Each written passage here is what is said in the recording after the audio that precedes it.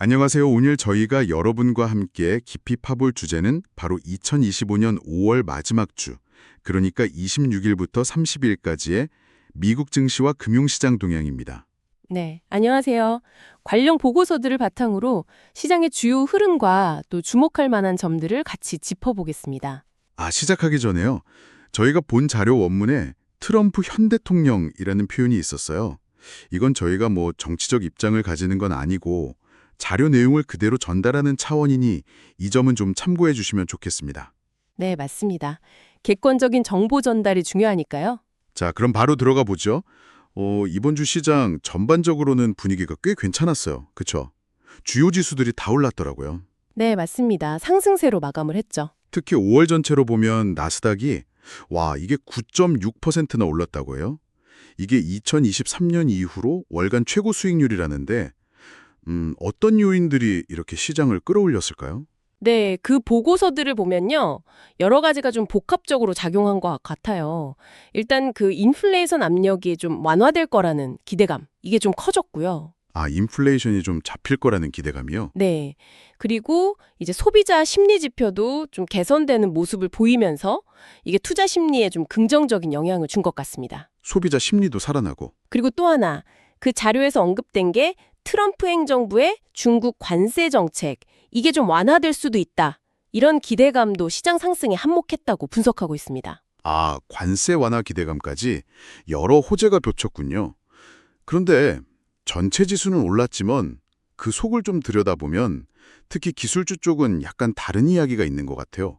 예를 들어 엔비디아 같은 경우 주 후반에는 좀 약세를 보였단 말이죠. 네, 맞아요. 그 부분이 중요합니다. 자료에서도 지적하듯이 미국의 새로운 중국 기술 제재 가능성이 좀 부각됐어요. 또 제재 이슈가? 네, 이게 일부 다른 반도체 기업들의 실적이 좀 안 좋게 나온 거랑 맞물리면서 엔비디아 같은 큰 기술주 주가에도 좀 부담을 준 거죠.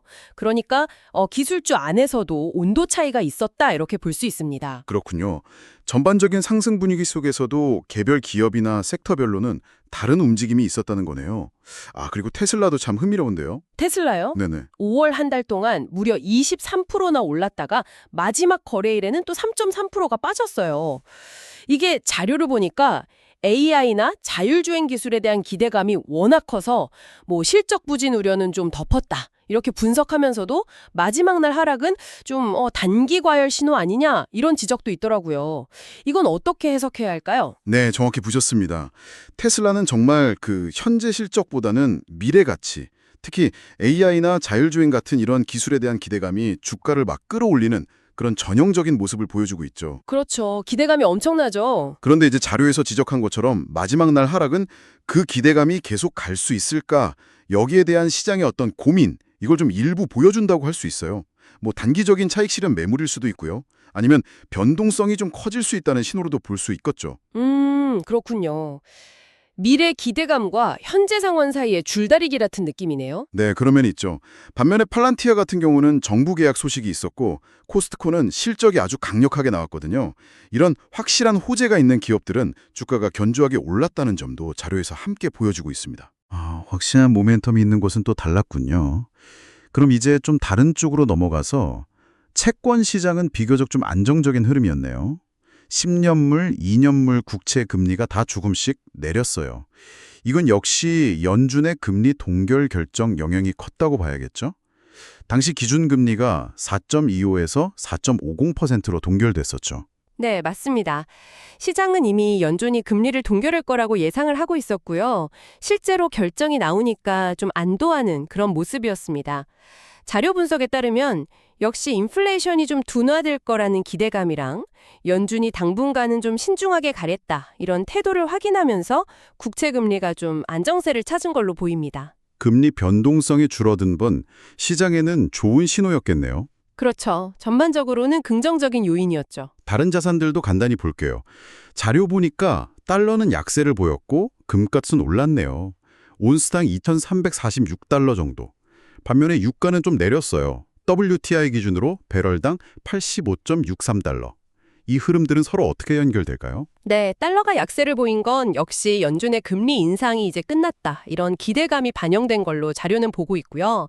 금 가격 상승은 이런 달러 약세에 더해서 그 발표된 생산자 물가 지수, PPI 같은 걸 보니까 인플레이션 우려가 아직 완전히 사라진 건 아니구나. 이런 심리도 반영된 것 같습니다.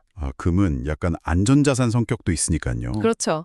그리고 유가가 하락한 건 그 오펙 플러스, 오플러스에서 증산을 할 수도 있다. 이런 공급 쪽 이슈가 좀 부각되면서 압박을 받은 걸로 분석됩니다. 각 자산마다 다른 요인들이 작용한 셈이죠. 그렇군요. 마지막으로 글로벌 증시를 보면 미국이랑은 좀 다르게 혼조세였어요. 유럽은 오르내림이 좀 엇갈렸고 중국은 살짝 오르는데 그쳤고요.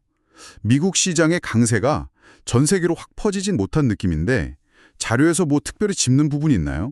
네, 자료는 각 지역별로 경제 상황이나 정책에 대한 기대감이 좀 달랐기 때문이라고 설명하고 있어요.